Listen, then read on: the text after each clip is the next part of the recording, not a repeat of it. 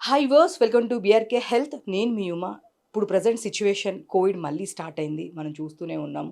So, ఈరోజు మనం professor Rangareddy గారితో ఉన్నాము. అసలుకి ఈ కోవిడ్ అనేది మన దగ్గర ఎలా ఉంటుంది? అంటే బయట ప్లేసెస్‌లో చూస్తున్నాం, అదర్ స్టేట్స్‌లో చూస్తున్నాము. చాలా డెత్ కూడా వస్తున్నాయి అని చెప్తున్నారు. బట్ మన దగ్గర ఇది ఎలాంటి పరిణామాలు దారి తీస్తుంది అనేది మన సార్‌ని అడిగి క్లియర్‌గా తెలుసుకుందాం. నమస్తే సార్. నమస్తే అమ్మా.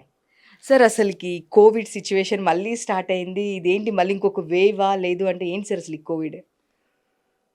I think first and foremost నేను ప్రజలకు చెప్పదలుచుకుంది ఏంటంటే మీ ద్వారా ఆహ్, అనవసరమైన ఆందోళనకి గురి కావద్దు.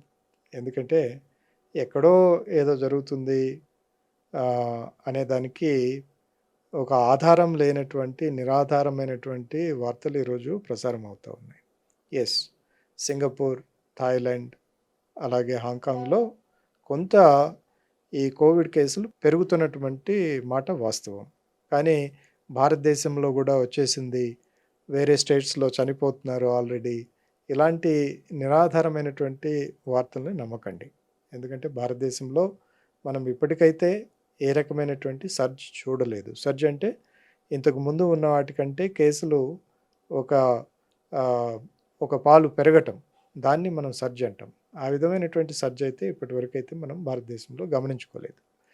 కానీ గత వాస్తవాల్ని, గత పరిస్థితుల్ని especially first wave, second wave కోవిడ్‌లో జరిగినటువంటి పరిణామాలు ఏదైతే ఉన్నాయో, మనకి ఆహ్, ఆర్థిక వ్యవస్థ, అలాగే ఆరోగ్య వ్యవస్థ చిన్నాభిన్నమైనటువంటి పరిస్థితి ఏదైతే మనం ఎదుర్కొన్నామో, దాన్ని దృష్టిలో పెట్టుకొని ఎక్కడైనా ప్రపంచంలో ఈ వ్యాధి మళ్ళీ ప్రబలుతుంది అంటే, మన జాగ్రత్తలు తీసుకోవటంలో తప్పులేదు. సార్ ఇది చూస్తే కనుక మళ్ళీ ఏమన్నా ఇంతకుముందు మనం డోసేజెస్ తీసుకున్నాము. కోవిడ్‌కి సంబంధించి బూస్టర్ డోసేజెస్ అని ఇలా తీసుకున్నాము. దాని తర్వాత కూడా చాలామందికి హెల్త్ ఇష్యూస్ దానివల్ల వచ్చినాయి అని చెప్పేసి చాలా విషయాలు కూడా బయటకొచ్చినాయి. ఆ విషయం మీకు కూడా తెలుసు.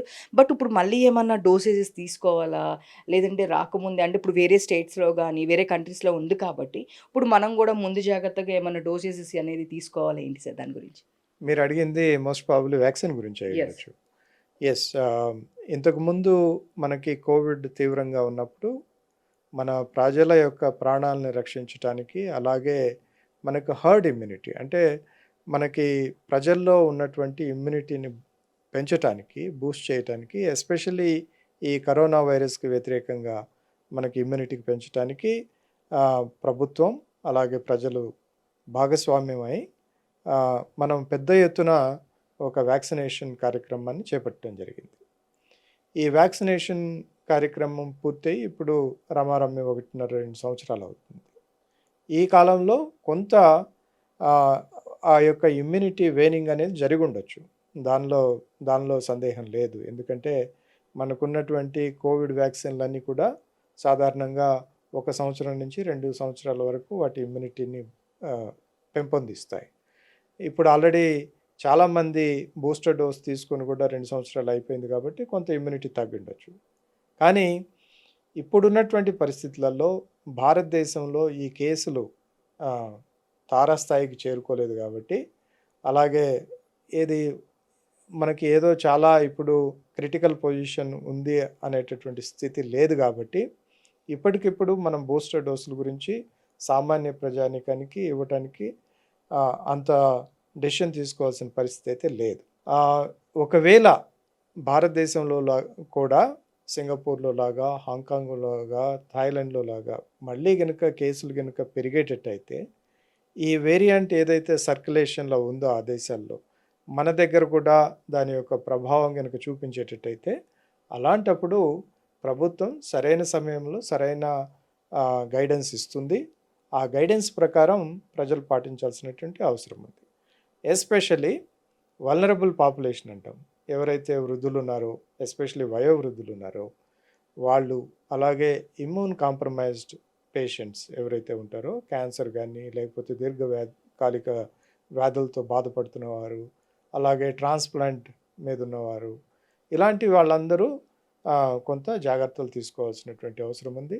స్వీయ జాగ్రత్తలు, స్వీయ రక్షణ జాగ్రత్తలు గనుక తీసుకునేటట్టయితే ఈ వ్యాధే కాదు, మిగతా ఏదైనా అంటువ్యాధుల నుంచి కూడా వాళ్ళు దూరంగా ఉండొచ్చు. అలాగే సేవ్ చేసుకోవడానికి అవకాశం ఉంది. సార్ ఇప్పుడు చూసుకుంటే చాలామంది సెలబ్రిటీస్ కూడా ఈ ప్రాబ్లమ్‌తో లోపనున్నారు. ఆల్రెడీ ఇది వచ్చింది వైరస్ అనేది ఒక చిన్న టాక్ నడుస్తుంది. హ్మ్. సో, మీకు ఎక్కడ ఏది జరిగినా తెలుస్తుంది కాబట్టి, సో, అందుకే కొంతమంది షూటింగ్స్ ఆపేశారు. కొంతమంది ఆపేసి హోమ్‌లోనే ఉంటున్నారు అని జెప్పేసి అంటున్నారు. దాని గురించి ఏం జెప్తారు సార్? నాకైతే అలాంటి సమాచారం లేదు పర్సనల్‌గా.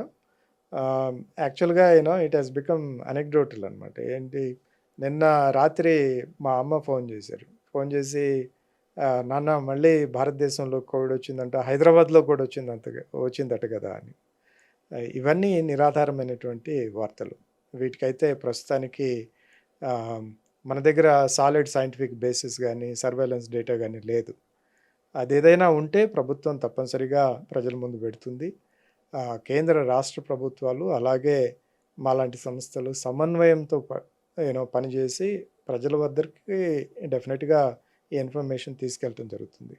ఇప్పటికిప్పుడు భారతదేశంలో ఈ ఆహ్, సింగపూర్‌లో గానీ, హాంకాంగ్‌లో గానీ లేకపోతే మిగతా దేశాల్లో జరుగుతున్నటువంటి పరిణామాలకి, మన దానికి ఏమాత్రం పొంతన లేదు. ఏమాత్రం సంబంధం లేదు. ప్రస్తుతానికైతే దీని గురించి వరీ అవ్వాల్సిన అవసరం లేదు. రాబోయే కాలంలో ఎలా ఉంటుంది మనకు తెలీదు. కాబట్టి ఇప్పుడు మనకి జరిగేది హాలిడే సీజన్. పిల్లలందరికీ హాలిడేస్ వచ్చాయి. చాలామంది ఆహ్, మధ్య తరగతి ఆహ్, అబోవ్ మిడిల్ క్లాస్ ఫ్యామిలీస్ అన్నీ కూడా వాళ్ళ వెకేషన్స్ ఇప్పుడు కంట్రీ బయట చేస్తున్నారు. For example foreign travel. మన వాళ్ళు చాలామంది థాయిలాండ్‌కి, అలాగే సింగపూర్‌కి అలా వెళ్తూ ఉంటారు. అలా ట్రావెల్ చేసేటప్పుడు వాళ్ళు సరైనటువంటి జాగ్రత్తలు తీసుకోవాలి. ఎందుకంటే అక్కడ సర్జ్ ఉంది కాబట్టి, అక్కడ ఔట్ బ్రేక్ ఉంది కాబట్టి. అలా ప్రయాణాలు చేసేవాళ్ళు ఒకవేళ వీలైతే అలాంటి ప్రదేశాలకి ట్రావెల్ చేయకుండా ఉండాలి. ఒకవేళ చేయాల్సిన పరిస్థితే వచ్చి ఆల్రెడీ టికెట్లన్నీ బుక్ చేసుకొని వెళ్ళాల్సిన పరిస్థితే ఉంటే తగినటువంటి జాగ్రత్తలు తీసుకొని వాళ్ళని అలాగే వాళ్ళు వెనక్కొచ్చినప్పుడు మన సమాజాన్ని కాపాడాల్సినటువంటి బాధ్యత వాళ్ళ మీద ఉంటుంది. సార్, వ్యాక్సినేషన్ తర్వాత చాలామందికి హెల్త్ ఇష్యూస్ వలన చనిపోయారు. వ్యాక్సినేషన్ డోసెస్ వలన వాళ్ళు తట్టుకోలేకపోయారు. హార్ట్ స్ట్రోక్స్ వచ్చినాయి అనేది ఒకటి చాలా రీసెంట్ డేస్‌లో మనం విన్నాం. సో, నిజంగానే వ్యాక్సినేషన్స్ వల్ల అలాంటి ఏమన్నా సైడ్ ఎఫెక్ట్స్ ఉంటాయా సార్? అంటే ఏమైనా దానివల్ల పిల్లలకి కానీ, లేదంటే అబోవ్ 60 ఇయర్స్ వాళ్ళకి, అలాంటి వాళ్ళకి ఏమైనా ఎఫెక్ట్స్ ఉంటాయా? వ్యాక్సినేషన్స్ యూజ్ చేసుకోవడం వలన? ఇప్పుడు ఈ సైడ్ ఎఫెక్ట్స్ అనేది ప్రతి మందుకి, ప్రతి వ్యాక్సిన్‌కి సర్వసాధారణం. కొన్నిట్లో కొంత ఎక్కువ ఉండొచ్చు. కొన్నిట్లో కొంచెం తక్కువ ఉండొచ్చు. అలాగే కంపెనీ టు కంపెనీ ఆహ్, వాళ్ళు ఉపయోగించేటటువంటి టెక్నాలజీ ఏదైతే ఉందో దాన్ని బట్టి కూడా ఈ కొంత వేరియేషన్ ఉండొచ్చు. కానీ మనం సాధారణంగా ఏది ఒక ఫార్మాస్యూటికల్ వరల్డ్ లేకపోతే బయోటెక్నాలజీ వైపు నుంచి, బయోటెక్నాలజిస్ట్ వైపు నుంచి చెప్పాలంటే, అలాగే క్లినికల్ సైడ్ నుంచి చెప్పాలంటే, మనం ఎప్పుడైనా గానీ ఒక మందు గానీ, ఒక వ్యాక్సిన్ గానీ దాన్ని అప్రూవల్ ఇచ్చేటప్పుడు దానికి సంబంధిత అధి అధికార గణం ఏదైతే ఉంటుందో, మన భారతదేశంలో సీడీఎస్‌కో అంటాం. అలాగే అమెరికాలో ఎఫ్‌డీఏ అంటాం. యూకే యూకేలో ఎంహెచ్ఆర్ఏ అంటాం. వాళ్ళు సరైనటువంటి జాగ్రత్తలు తీసుకొని అన్ని విషయాలు కూలంకషంగా పరిశీలించిన తర్వాతే వీటికి అప్రూవల్స్ ఇవ్వటం జరిగింది. ఈ అప్రూవల్స్‌లో ప్రధానంగా చూసేదేంటి? ఒకటి, సేఫ్టీ ఉందా లేదా? అంటే ఈ మందు గనక ఇచ్చేటట్టయితే దీనివల్ల బెనిఫిట్ ఎక్కువుందా? లేకపోతే రిస్క్ ఎక్కువుందా? ఇది ప్రధానంగా చూస్తారు. ఈ కోవిడ్ వ్యాక్సిన్‌లు మొదట వేవ్‌లో వచ్చినప్పుడు చాలా తొందరగా చేశారు. కాబట్టి వీటిలో సరైనటువంటి ప్రమాణాలు లేవు. ఇలాంటివన్నీ చాలా మనం విన్నాం. కానీ దానికి ఆధారాలు లేవు. ఎందుకంటే ఒకవేళ నిజంగానే అంత పెద్ద ఎత్తున సైడ్ ఎఫెక్ట్స్ గనక ఉన్నట్టయితే ప్రభుత్వాలు వాటిని వాళ్ళు ఇచ్చినటువంటి పర్మిషన్స్‌ని ఎప్పుడో ఉపసంహరించుకునిండేయి. ఉపసంహరించుకోలేదు అంటే దాని అర్థం ఏంటి? దానివల్ల వచ్చేటటువంటి బెనిఫిట్ ఏదైతే ఉందో అది మనకి ఉండేటటువంటి రిస్క్ కంటే పలు రెట్లు ఎక్కువగా ఉంది. ఒకవేళ ఈ వ్యాక్సినే లేకపోయినట్టయితే ఇంకా ఎక్కువ మంది మరణాలు సంభవించుండేయి. ఈ వ్యాక్సిన్‌లు ఉండటం వల్ల చాలామందిని మనం లైఫ్ సేవ్ చేయగలిగాం. కాబట్టి ఇలాంటి అపోహలు పెట్టుకోవాల్సిన అవసరం లేదు. యెస్, అలా అని నేను మళ్ళీ ఇంకోసారి రిపీట్ చేసేదేంటంటే, ఏ మందైనా, ఏ వ్యాక్సిన్ అయినా గానీ 100% సేఫ్టీ అనేది దేనికి ఉండదు. ప్రతి ఒక్క మందుకి, ప్రతి ఒక్క వ్యాక్సిన్‌కి కొన్ని సైడ్ ఎఫెక్ట్స్ అనేది తప్పనిసరిగా ఉంటాయి. అది ఆ మనిషి తీరుని బట్టి, అలాగే ఆ టెక్నాలజీని బట్టి, ఆ కంపెనీ తయారు చేసేటటువంటి క్వాలిటీని బట్టి కొంత వేరియేషన్స్ అయితే ఉండటానికి అవకాశాలుంటాయి. సార్ ఇప్పుడు వేరియంట్ అది థర్డ్ టైమ్ కాబట్టి, థర్డ్ వేవ్ కాబట్టి, సో ఇంకా స్ట్రాంగ్‌గా ఉంటుంది. అప్పటికన్నా ఇప్పుడు కొంచెం లక్షణాలు ఎక్కువ కనిపిస్తాయి అంటారు. జనరల్‌గా అసలకి కోవిడ్ లక్షణాలు ఎట్ ప్రెజెంట్ అంటే కాఫ్, కోల్డ్ ఉంటేనా, ఎలాంటి లక్షణాలుంటే మనం టెస్ట్ చేసుకోవాల్సి ఉంటుంది?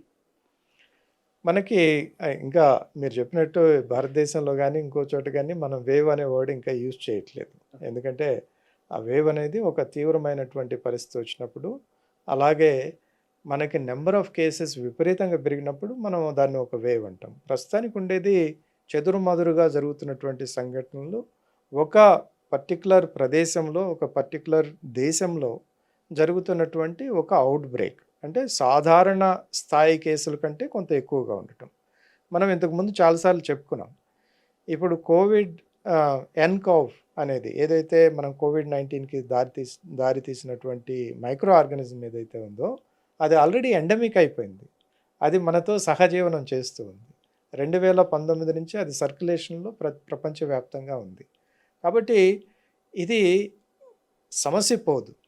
ఇది ఎప్పటికీ మనతోటే ఉంటుంది. దానికి పరిస్థితులకు అనుగుణంగా కొన్నిసార్లు ఈ కేసులు పెరిగేదానికి, కొంత తగ్గేదానికి అవకాశం ఉంటుంది. కాబట్టి ప్రతిసారి ఏదో ఒక 100 కేసులు పెరగంగానో, 200 కేసులు పెరగంగానే దాన్ని మనం ఒక వేవ్ అనో, ఒక తీవ్ర పరిస్థితనో మనం ఆందోళన చెందాల్సినటువంటి అవసరం ఏమాత్రం లేదు. ఇక మీరడిగినటువంటి ప్రశ్న ఏదైతే ఉందో, ఇప్పుడు మనకి వ్యాక్సిన్‌లు కావాలా? వ్యాక్సిన్‌లు ప్రస్తుతానికి అవసరం లేదమ్మా. ఆ! ఎందుకంటే మన దేశంలో అలాంటి పరిస్థితి లేదు. ఓకే. ఒకవేళ ఉండేటట్టయితే డెఫినిట్‌గా ఎలాగైతే మనకి ఫేజ్ 1, ఫేజ్ 2లో ప్రభుత్వం బాధ్యత తీసుకొని ఇది ఒక జనరల్ వ్యాక్సినేషన్ ప్రోగ్రామ్ లాగా చేపట్టిందో, అలా ప్రభుత్వం తప్పనిసరిగా చర్యలు తీసుకుంటుంది. రాష్ట్ర ప్రభుత్వం చాలా బాధ్యతాయుతంగా ఉంది. ఎస్పెషల్లీ ఇప్పుడు ఈ గవర్నమెంట్‌లో హెల్త్ గురించి చాలా ఫోకస్ ఇవ్వటం జరుగుతా ఉంది. కాబట్టి ఇక్కడ ఏది దాపరికం లేదు. అంతా ఇన్ఫర్మేషన్ అంతా ట్రాన్స్‌పరెంట్‌గానే ఉంది. రాబోయే కాలంలో పరిస్థితులను బట్టి, పరిస్థితులకు అనుగుణంగా, డెవలప్‌మెంట్స్‌కి అనుగుణంగా మనం చర్యలు తీసుకోవటానికి అవకాశం చాలా ఉంటుంది. Thank you sir. Thank you for the information. అంటే చాలామందికి ఎందుకు మేము ఇన్ని డౌట్స్ అడిగామంటే చాలామంది న్యూస్‌లో చూసి, అవన్నీ చూసి భయపడుతూ ఉన్నారు. So, yes. దాని వలన మీరు చెప్పింది చాలా కరెక్ట్ అమ్మా. ఎందుకంటే ఇప్పుడు మనకి సీజన్ ఇప్పుడు ఎండాకాలం నుంచి వర్షాకాలం రాబోతుంది. యాక్చువల్‌గా మే మంత్ మనకి తెలుగు రాష్ట్రాల్లో ముఖ్యంగా ఇది ఎండాకాలం. పీక్ ఎండాకాలం. కానీ ఈ సంవత్సరం అకాల వర్షాలు ఇవన్నీ జరుగుతా ఉన్నాయి. వాతావరణంలో చాలా మార్పులొస్తా ఉన్నాయి. దీనివల్ల ఇప్పుడు చాలామంది జలుబు, దగ్గు ఇలాంటి సాధారణమైనటువంటి జలుబు ఇలాంటివి చాలా ఉన్నాయి సిటీలో. దీన్ని మనం కోవిడ్‌తో కన్‌ఫ్యూజ్ అవ్వద్దు. ప్రస్తుతానికి కోవిడ్ సర్జ్ లేదు. యెస్. మనం ఇంతకుముందు చాలా సార్లు చెప్పుకున్నట్టు మీ అందరికీ తెలిసిన విషయమే. మనకి అప్పర్ రెస్పిరేటరీ ట్రాక్ట్ ఇన్ఫెక్షన్స్ ఏదైతే ఉన్నాయో వాటన్నిటి యొక్క లక్షణాలు, వ్యాధి లక్షణాలు ఒకే రకంగా ఉంటాయి. జలుబు, దగ్గు, కొంత జ్వరము, కండరాల నొప్పులు.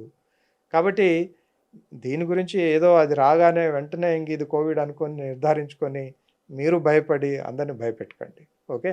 అలాంటి అనుమానం ఏదైనా ఉంటే డాక్టర్ల దగ్గరికి వెళ్ళండి. వాళ్ళు సరైనటువంటి టెస్టులు చేసి ఒకవేళ నిర్ధారణ జరిగితే మనకి ఆల్రెడీ వైద్యం తెలుసు. ఏది ఫస్ట్ ఫేజ్, సెకండ్ ఫేజ్ 2021, 22 దాకా మనకి వ్యాధి నిర్ధారణ పరీక్షలు చాలా కష్టంగా ఉండేది. అలాగే వస్తే దాన్ని ఏం చేయాలో కూడా తెలియని పరిస్థితి. బట్ ఈరోజు మనం ఆల్మోస్ట్ 2020 నుంచి ఇప్పటికీ ఈ వ్యాధిని ఎలా నిర్ధారణ చేయాలి, ఈ వ్యాధిని ఎలా ట్రీట్ చేయాలనేది మన డాక్టర్లందరికీ తెలుసు. మాలాంటి ఫిజిషియన్స్ అందరికీ బ్రహ్మాండంగా తెలుసు కాబట్టి ఎవరు ఏం వరీ అవ్వకండి. అంతా బాగానే ఉంటుంది. ఈ సీజనల్ సర్జెస్ అనేది చాలా common. Thank you sir. Thank you for the information sir.